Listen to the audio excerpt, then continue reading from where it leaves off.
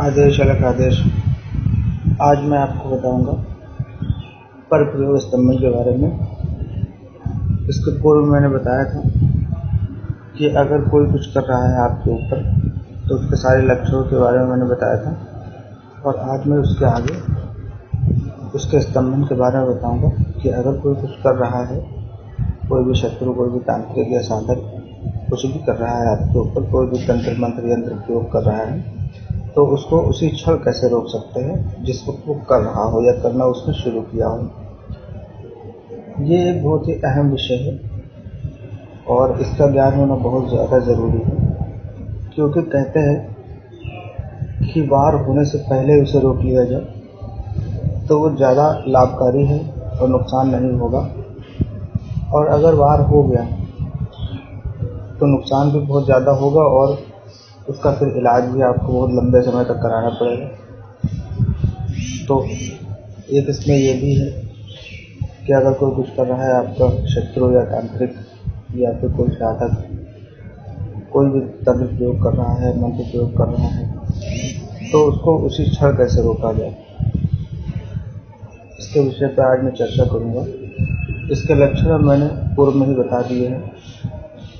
इससे पहले मैंने बताया है कि जब कोई कुछ करता है किसी के ऊपर तो उससे क्या क्या लक्षण आना शुरू हो जाते हैं, जिसके ऊपर किया जाता है उसको वो लक्षण दिखाई पड़ते हैं, अपने ऊपर महसूस होते हैं। तो इसको रोका कैसे जाए, ये एक सबसे बड़ी बात है। एक अच्छा साधक और तांत्रिक कभी इंतजार नहीं करते कि कोई कुछ कर दे उसके बाद में उसकी पलटवार करनी है या उसको रोकना है या फिर उसको काटना है, उसको उसी क्षण रोकना हो। ये क्रिया इसलिए महत्वपूर्ण है क्योंकि अगर छोटा मोटा कोई तंत्र प्रयोग कर रहा है तब तो आप इंतजार कर सकते हैं कि ठीक है कर लेने तो बाद में उसको काट देंगे या पलट देंगे, लेकिन इससे नुकसान बहुत ज़्यादा होने की संभावना होती है। लेकिन एक अच्छा साधक और तांत्रिक हमेशा उस कृत्य को उसी समय रोकता है जिस वक्त शत्रु कर रहा होता है। तो जो मैंने लक्षण बताए हैं वो लक्षण प्रकट होते हैं। सर्वप्रथम कार्य तो ये करना है कि अगर आपके पास कोई भी वस्तु नहीं है तो आप थोड़ी सी मिट्टी उठा लीजिए, आप जहाँ पर भी है उसी जगह ज़मीन से थोड़ी सी मिट्टी उठा लीजिए, एक चुटकी, और उसके बाद में आप जिस भी क्षेत्र में खड़े हुए हैं वहाँ के जो क्षेत्रपाल हैं उनके नाम से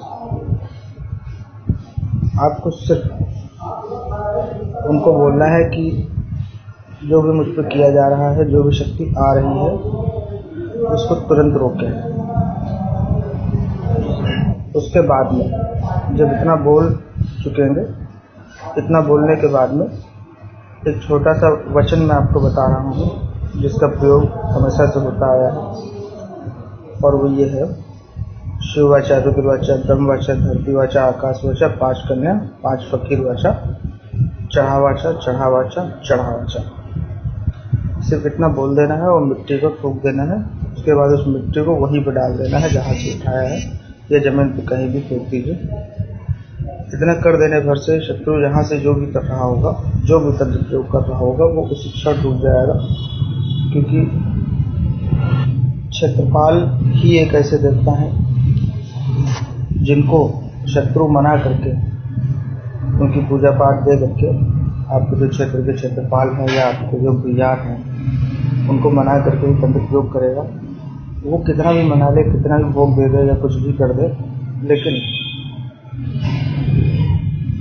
अगर आप इस वचन को चढ़ा करके उनसे कार्य बोलेंगे तो वो करेंगे जरूर, उनको करना ही करना है। तो इस प्रकार से ये उसी क्षण रोकने की एक विधा है जो मैंने बताई है।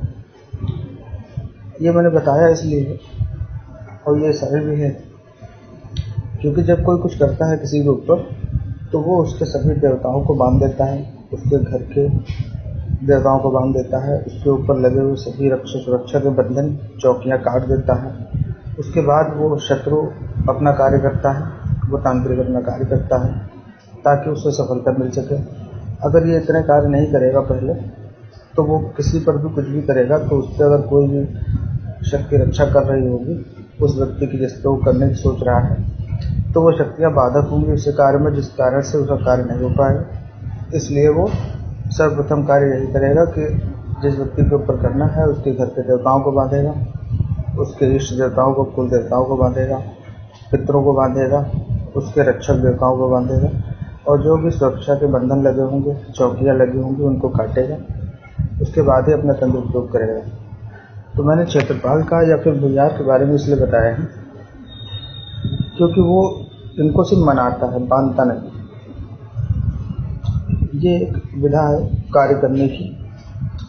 इसलिए अगर इस तरीके से प्रयोग जब हो रहा होता है तो आप अपने ही सिद्ध किए हुए मंत्रों को जब पढ़ेंगे तो कार्य नहीं करेंगे। कारण क्या होगा? क्योंकि वो उसने बांध के रखे। उस वक्त सिर्फ क्षेत्रपाल या फिर भूमिहार ही आपकी सहायता कर सकते हैं। तो पहला तो ये हो गया। अब दूसरा एक विधा इसमें और भी है, और उस विधा को एक अच्छे साधक और एक अच्छे तांत्रिक ही अपनाते हैं, और उसमें स्वयं के देवता और मंत्र भी कार्य करते हैं। और वो ये है क्योंकि उनके पास कुछ ऐसी सिद्धियां होती हैं, शक्तियां होती हैं, जिस कारण से जो कुछ भी होने वाला है उसका भान उसी वक्त हो जाता है जिस वक्त कोई कुछ करना शुरू करता है। तो वो सर्वप्रथम ये करते हैं कि जैसे ही कोई कुछ करना शुरू करता है और साधक को जिस भी प्रकार से एहसास होता है, पता चलता है कि हाँ कोई कुछ मेरे ऊपर कर रहा है, तो वो उसको उस क्षण काट देते हैं और अपनी शक्ति से पर प्रयोग को स्तंभित कर देते हैं। तो जो शत्रु कर रहा होता है, जो भी तांत्रिक कर रहा होता है, उसकी शक्तियाँ स्वयं बन जाती हैं। लेकिन ये कार्य सामान्य व्यक्ति नहीं कर सकता, ये एक साधक और उच्च कोटि के तांत्रिक ही कर सकते हैं। ये इसकी दूसरी विधा है। लेकिन जो सामान्यतः इस्तेमाल की जाती है